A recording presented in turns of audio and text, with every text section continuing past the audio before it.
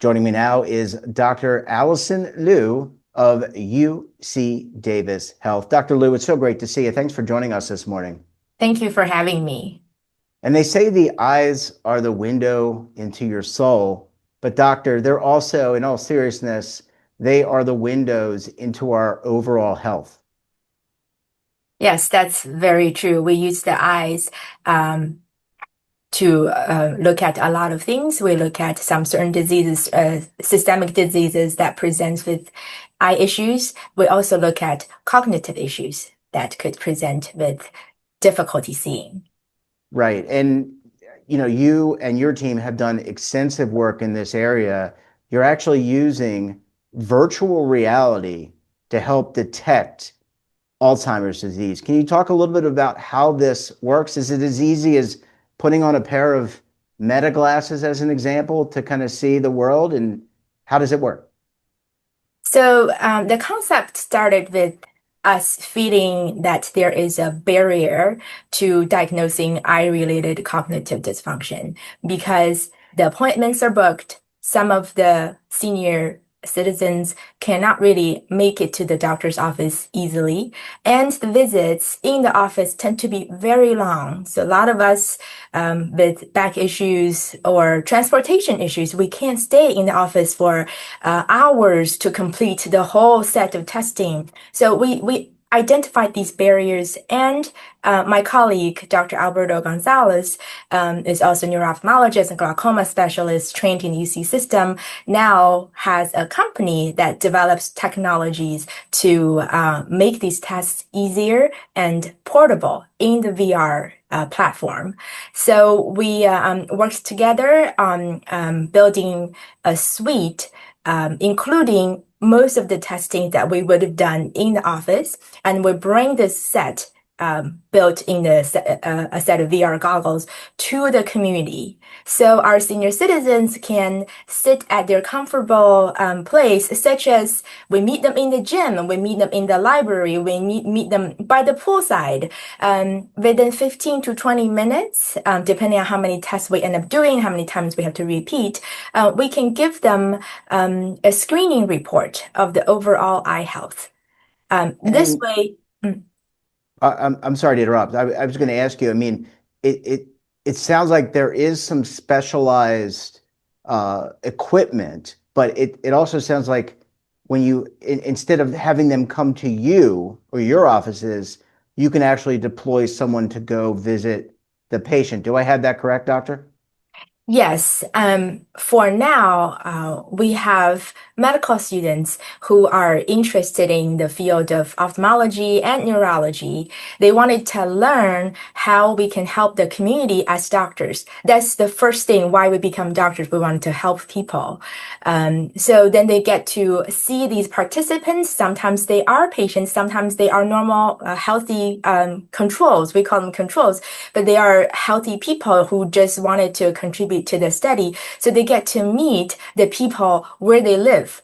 I think it's a really good way for the medical students to do this because everybody is a person first.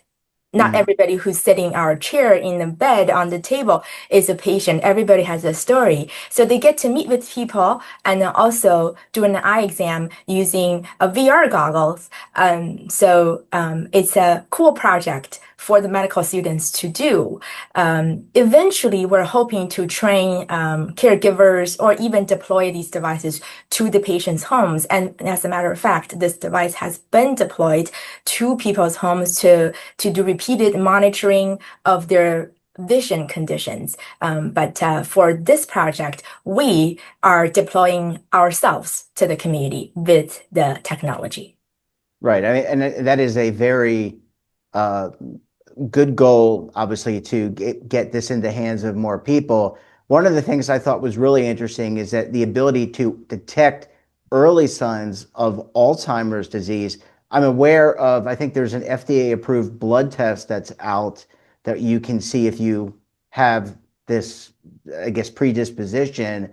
How does the VR, without going into too many technicalities, how does the VR actually look at the eye? How does looking at the eye actually figure out whether or not you have this dreaded disease?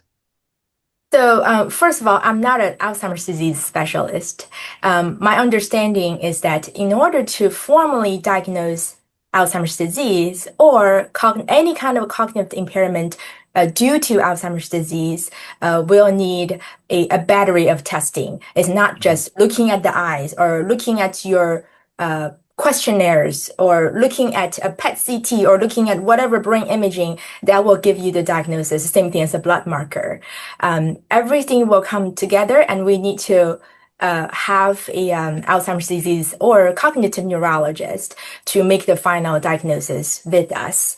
But a large chunk of the brain function is to help us see and also help us hear. And because of the sensory input is so important to the brain.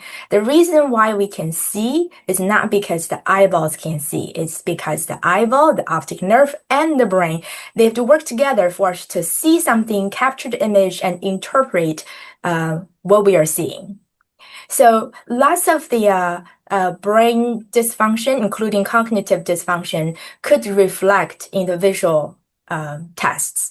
So we have done a study which concluded that unexplained visual acuity loss, meaning that I just cannot see, I cannot read, but the eyeballs exam could be fine, the eye exam could be fine.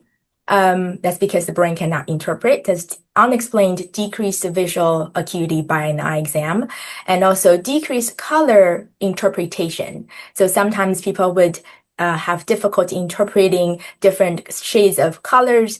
That's also because a certain part of the brain does that kind of function. And also peripheral vision loss.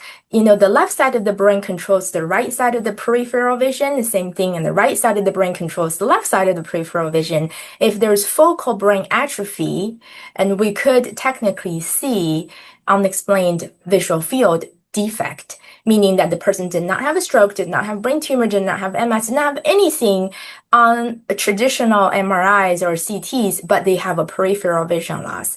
And sometimes they have depth perception issues, so we can check that on stereo perception. So those are the starter screening set that we do through this VR set. We're not really looking at the eyes to begin with. We are actually just looking at the function of the entire visual system. So it looks like we're doing an eye exam, but we are actually doing the brain function screening. And the next steps, if we have any difficulties, then we will do an eye exam through a mobile clinic where we bring simple equipment to see whether this is just a simple cataract, whether when we dilate the eyes, this is glaucoma, retinal issues such as age-related macular degeneration. Then we will talk about potential intervention and follow up from there. Yeah, I mean, it's just amazing how far the technology can be applied, and really anyone can access these tests. All they need to do is sign up, get an appointment, and then get these tests. And you haven't, like I said before, this open window into a person's overall health. It really could potentially be a game changer in terms of eliminating chronic disease and also extending longevity. Dr. Liu, we're going to have to leave it there. It's so great to see you. Congratulations on all the great work. And we look forward to having you back on the program again very soon. Thank you.